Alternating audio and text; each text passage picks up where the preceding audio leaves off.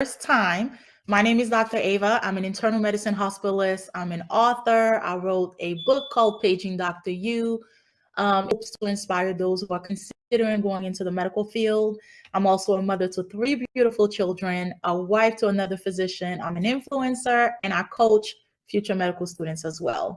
I'm hosting Health Moments with Dr. Ava for season 5 of the Hope TV. And as a reminder, always seek the advice of your own personal doctor. So today's show is about body. That's right. BODY. B for blood pressure, O for obesity, D for diabetes, and Y for yearly checkups. Now, why is that important? That's because many African Americans are negligent when it comes to their health. Those of us who have health insurance should use it to provide early detection and preventative care. Testing removes fear. It gives us the information we need to live a long, vibrant life. Our community suffers so much from undiagnosed high blood pressure, diabetes, obesity, depression, prostate cancer, breast cancer, and so many more things, all of which are treatable and in some cases even curable or reversible if caught early. So, a little bit about blood pressure, and I'm going to keep it short and sweet because I have a guest coming on next, and it's interesting, and we'll talk about it more in detail. So, blood pressure, the prevalence of blood pressure in the African American community in the US is the highest in the world. Well, one of the highest in the world. More than 40% of non-Hispanic African American men and women have high blood pressure. That's pretty big. For African Americans, high blood pressure also develops earlier in life and is usually more severe.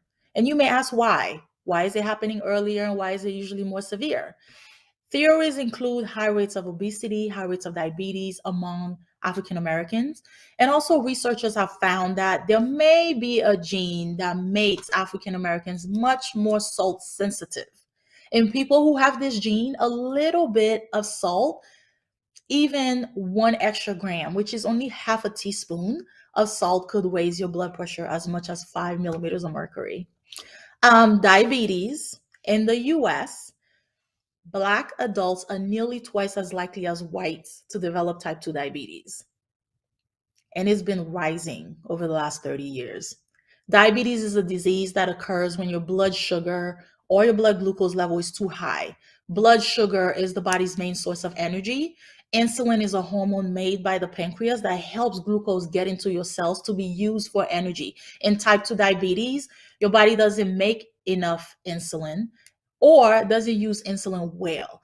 So then the result of that is too much blood sugar that stays in your blood, not enough reaches your cells, and over time, too much glucose in your blood can cause health problems such as heart disease, nerve damage, as eye problems, or even kidney disease. You can develop type 2 diabetes at any age. However, type 2 diabetes occurs most often in middle age and older people. You're more likely to develop it if you're 45 or older, have a family history, or if you're overweight or obese. And that brings me to the next thing, obesity. African American women in general have the highest rates of obesity or being overweight. They also have high rates of diabetes, cholesterol, all which are risk factors that can put you at risk for heart disease and stroke. In 2018, African Americans were 20% less likely to engage in physical activity as compared to non-Hispanic whites. Now let's dive into the yearly checkup. The yearly checkup is also known as your annual physical exam. That's where you get to meet your doctor. That's where you get to know your doctor, develop that relationship, ask all the questions that you need to ask. They check your blood pressure, your blood sugar. They may recommend you for colorectal screening, breast cancer screening, osteoporosis screening, high cholesterol screening, many other things. And because many people also suffer in silence due to behavioral health conditions, such as depression and anxiety, your yearly checkup might also include a behavioral health assessment. And like I said, it's the opportunity to get to know your doctor, bring all the questions that you may have about your ongoing health.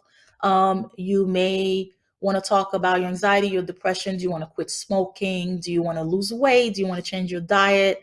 At that physical yearly checkup. I also recommend that you bring all the medications you take, prescriptions over the counter, or even supplements. So that being said, as a small little summary of what we're getting ready to talk about, I want to introduce my guest, Bridget Randolph, who is a nurse practitioner, and she's an advocate for healthcare in the African American community, so much so that she founded Prime Direct Care, which is a direct primary care model. Hey, Bridget, thank you for joining us. Hi, Welcome to the show. thank you for having me. So, tell us about you and tell us a little bit about your business. All right, so Prime Direct Care was started in the midst of COVID last year. Um, it's a direct primary care clinic, which is different from our traditional healthcare clinics in that, our clients or our members, they pay a monthly membership fee, which covers about 85% of their healthcare needs.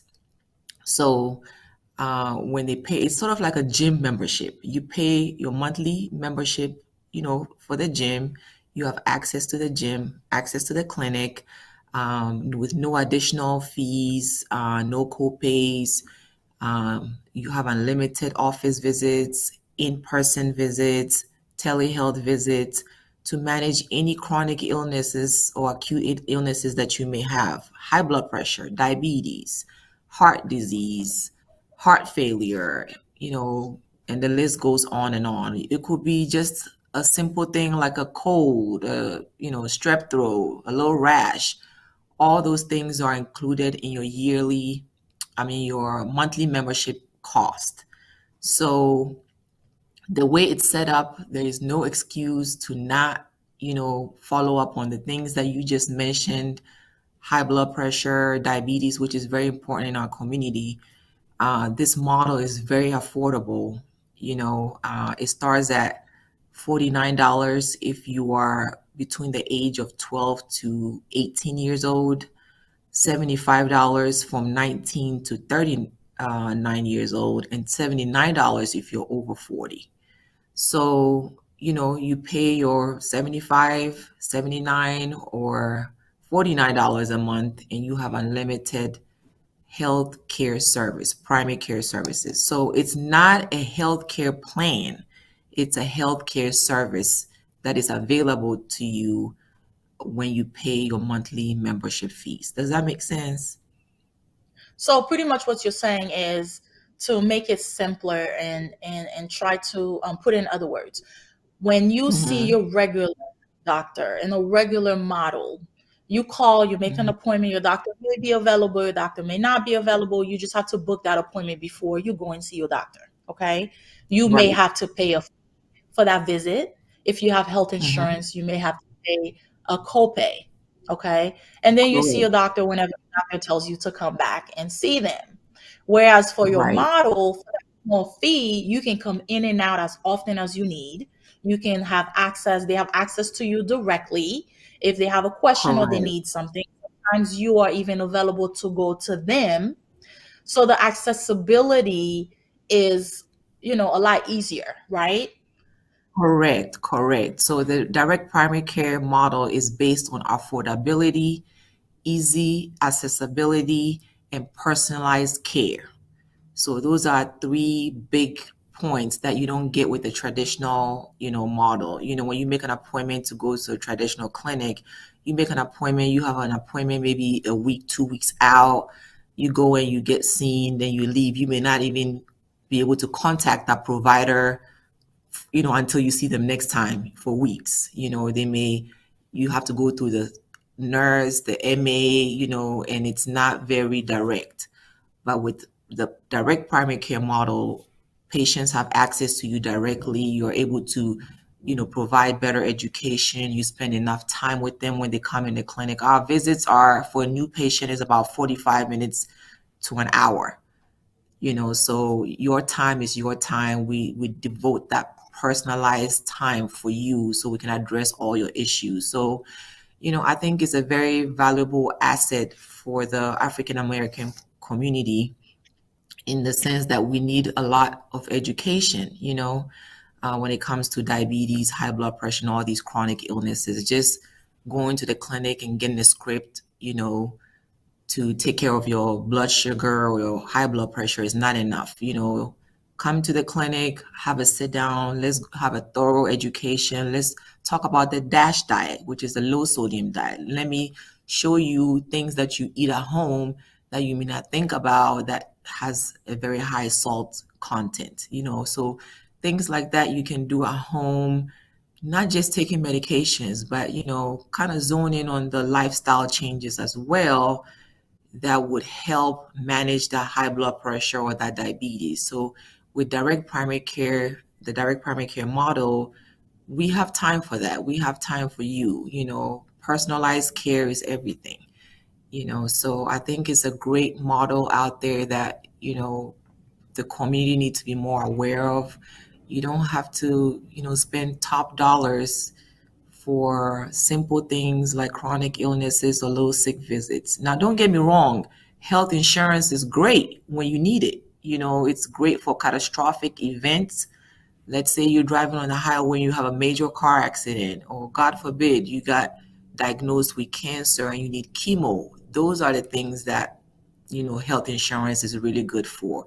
But to pay top dollar for simple primary care, our cute little visits, it just does not make sense.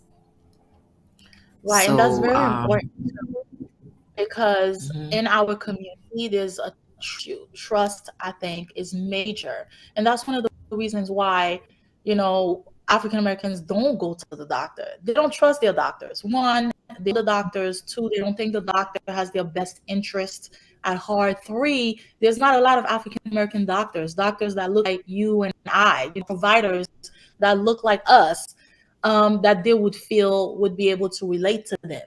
So this model of yours not only allows you to spend more time with them, but they allow them to get to know you and you get to know them, so that when they pick up the phone and say, hey, I need this, I need that, or this and that is going on with me, you know them, they know you, they trust your advice, they follow your mhm, advice because they know you mhm, have their best interest at heart because of the time right, that you're spending with them, because of, correct, the details of the examination and everything that you're teaching them. They're leaving the appointment feeling empowered about their health, their life, their condition, wanting to do better. correct. So yeah, it's just a great model. So I think, you know, people need to be more aware of it. Don't just sit home and say, well, I don't have health insurance, so I can't get my blood pressure or my diabetes checked out. There are alternative ways, easy, affordable ways. A few of my patients are actually have health insurance. And with those patients, they still pay their monthly membership fees, but we use their health insurance for anything else that I need to order. And so you don't have to just because you have health insurance does not mean that you can't come to me or go to any other direct primary care clinics, because you can still use your insurance for other things, if you have a direct primary care clinic that you are established at. So I don't want to exclude the people that have health insurance, because they need that hands-on, direct, personalized care as well. So it really works whether you have health insurance or you don't have health insurance. The main thing is that in a direct primary care clinic, you have the time, you have, the access, you have thorough healthcare management. So that's what we do at direct primary care clinics. So I know you've seen a lot of men. Let's talk about the men now in the African American community, okay? Because the men in general are the ones who don't want to see the doctor at all. They're very reluctant to do that. Hmm. What's some of your advice as far as what you think could encourage the men to want to see your doctors? Or maybe what can the women in those men's lives do to help the men in their lives stay healthy? Or do you think that's our responsibility? No, I don't think it's our responsibility as, women to, I mean, to take on another responsibility because I know we have a lot of responsibilities. But I mean, I think encouraging, your partner, letting them know how important it is. I feel like everything has to do with communication. So if they know better, they will do better. You know what I mean? So it starts in your home, as a spouse or a partner, just talk to your partner, let them know how important these things are and get them to educate themselves. And and once, Women, as women, we are the ones that usually make the doctor's appointments for the kids, mhm. schedule the shop visits when it's time for. You can make one for your partner too. That's what I was saying. Like, is it our Yeah. responsibility, you think, to just do an appointment and say, look, I made you an appointment to see Dr. So and so on this day, this time. And if you want me to come with you, I'll come with you. I think it's a good thing, especially in the beginning, to kind of establish that care so that your partner can feel comfortable with the provider that they're seeing. I think once they develop a rapport and he's comfortable with who he's seeing, I think it's just gonna gel from there. I think it's that first step. So if you can help make that first step happen, that's all good. That's all good. I encourage that. Right? I Because the think women it will too, we don't go see the doctor in our community, but I think the men are like way worse. worse. Yeah, Way worse. worse. Hmm. So, and that's why there are such high rates of heart disease and strokes and even end-stage renal disease. You know, a lot of us on dialysis, a lot of us on the kidney transplant list. Yeah, But so many of those conditions could be prevented or even reversed if you're following up, you're seeing your doctors on a regular basis. High blood pressure is a silent killer. You may feel great. You can even be somebody who goes to the gym, eat right, and still have high blood pressure, never know nothing about it because you're not going to feel a way until something bad happens. And a lot of times that bad thing could be a heart attack, it could be a stroke, it could be, kidney failure or heart failure. And I've seen that a lot at the hospital. So for high blood you, pressure itself, there are no signs. You may not tell. When there are signs, oftentimes it's very, very late. it's too late. So that's It's too why late. it's important to check with your doctor and have a follow-up appointment because you can find out that you have high blood pressure early on and change your diet or exercise more, lose some weight if you're a little bit overweight or obese, or even be put on medication if you have to. But those are Yeah. things that can prevent you from developing something that there's no point of return. Yeah, you're absolutely right on that. I had a patient that signed up for my service and came in and said, "Oh, I'm very healthy.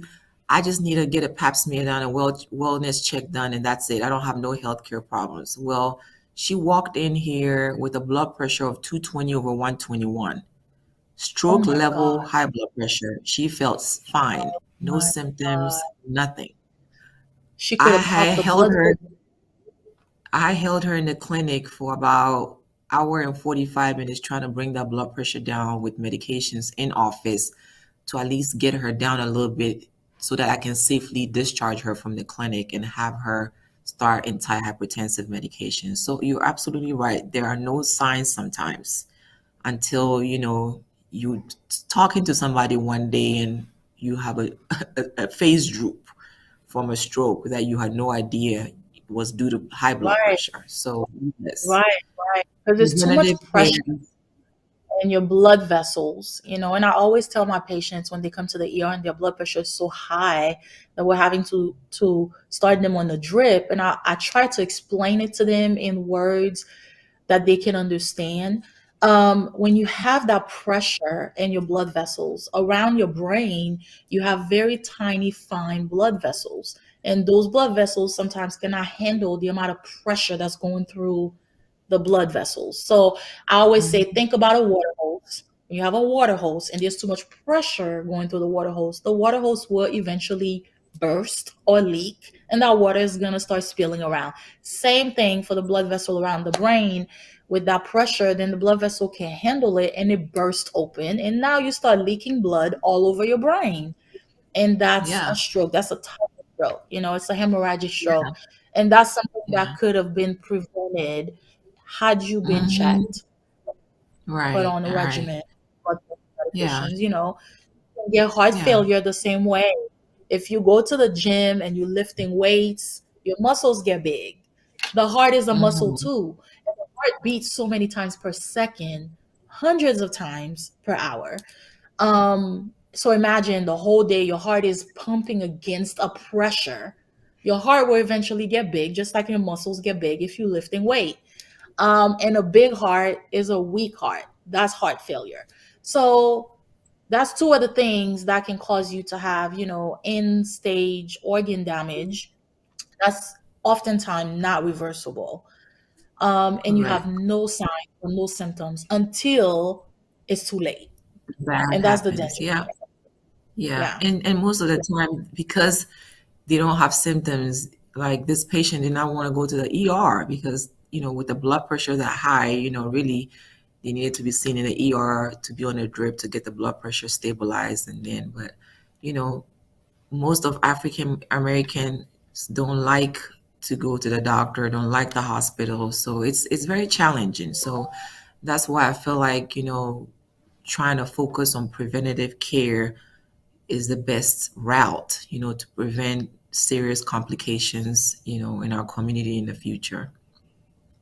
So let's talk about why there's a mistrust.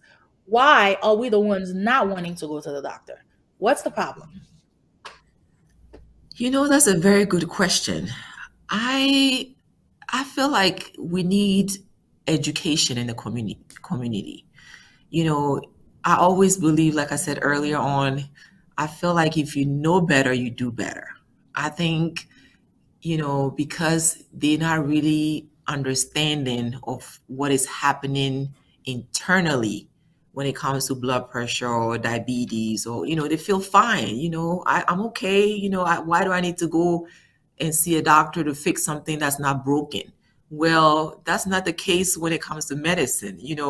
It's being broken systematically, slowly within your system. You're not aware of it. So it's probably already broken. You just don't know that. So I think education, like campaigns, letting people, know what these issues are, what it means, what it can do. I think once they know better, they will take the initiative to do better. Yeah, and I think it's a little bit deeper than that too. It stems from, what happened in the past, the experiments that were being done on Black people without them knowing, the Hmm. Tuskegee experiment, and so many other things that ended up happening, that a lot of the African American community is scared. They're scared that if they go to the doctor, it's not in their best interest, that the doctor is not going to really prescribe them what they need, but instead maybe run an experiment on them. They're just not trusting the medical system as a whole. But you can't blame Hmm. them because of what happened in the past. And on top of it, it's not many Black providers, period. And so it's hard to Hmm. relate to someone that you can't see yourself in. You know what I mean? So it's going to take a lot of work. It's going to take a lot of education, like you say, but we need to do better because we're Hmm. dying at such early age. We're dying at a higher rate. We have more blood pressure issues, more diabetes issues. We're more obese. And if we don't do Yeah. something about it, then we're going to end up having major issues. Yeah, and another very important thing to touch on in the youth, the Black youth these days, is that the focus is more on the exterior than the interior. It's all about like getting your hair done, making sure your face looks good, having liposuction to suck out the fat, but not really following through with proper diet, like everything with medicine. I mean, I need to go there because it's more evident. it's more evident these days Yeah, that, we need to talk about that. Yeah. yeah, the exterior is more important than interior in the healthcare community these days. So I feel like we need to really educate the youth, because I know I shared with you, sometimes I'll go to the nail salon to get my nails done, and there will be women sitting next to me getting their toenails done, the pedicure done, with multiple funguses of their toes. I mean, and they have the nail technician put a fake nail over the fungus toe, and paint over it, instead of, getting care and making sure Oh, that toenail fungus. But it's all about the exterior. right. They'll go and get liposuction done, come into the office and say, well, I had liposuction down, X, amount of months ago, and now I've gained 10 more pounds since then. And can you just give me a Right. pill to fix it? No, Yeah, because let's they're work not on changing what's the going ability, on they're not inside. changing the lifestyle.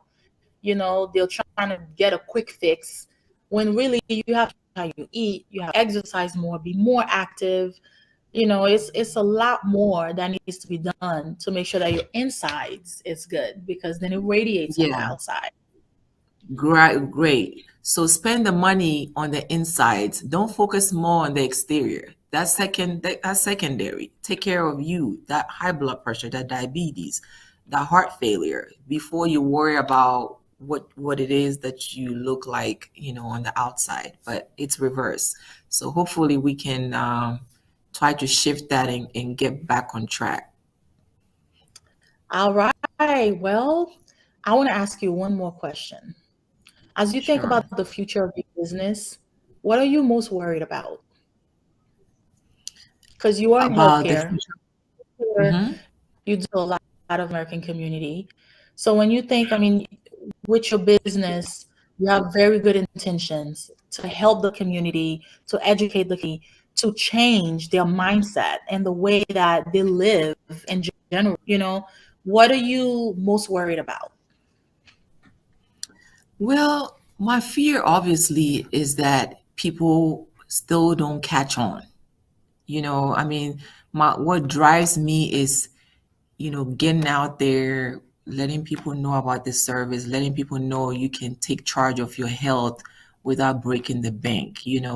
I do want to reach, you know, my community, let them know about this service, let them know to be able to start, caring for them. So my fear is that, it's the status quo. Like, whatever I'm putting in, the time I'm taking to do everything that I'm doing, I'm still not reaching, the community like I want to. So, then it's work done is zero, basically. I just want to make sure people are taking better care of themselves by knowing about these alternative, healthcare options out there, and actually signing up and doing something about their health. That's, at the end of the day, that's all I'm trying to do, is be of service to my community. Agree. Is there anything else you want to add? Well, to learn more about Prime Direct Care, you can go to www.primedirectcaregA.com.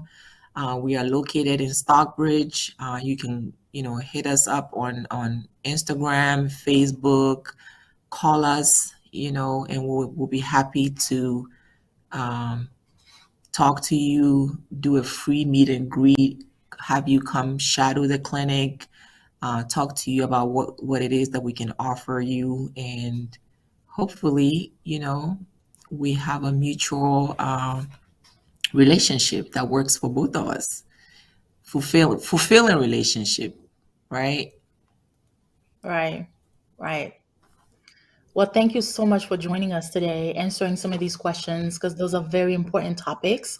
There's so much more to be said. Maybe one day we'll have you back to continue on this topic. But for now, in conclusion, In the US, racial and ethnic minorities have higher rates of chronic disease, obesity, diabetes, high blood pressure, and even premature death than white people. Black patients in particular have among the worst health outcomes, experiencing higher rates of stroke, heart disease, cancer even. And Black men have the lowest life expectancy of any demographic group, living on average 4.5 fewer years than white men. So my recommendation would be get that checkup. Check in emotionally, physically, and mentally for our community and for our future. Make that phone call and schedule that appointment to see your doctor, because you never know what you may find out at the end of that physical exam. Thank you so much for being here with us today. I'll see you next time on the next episode.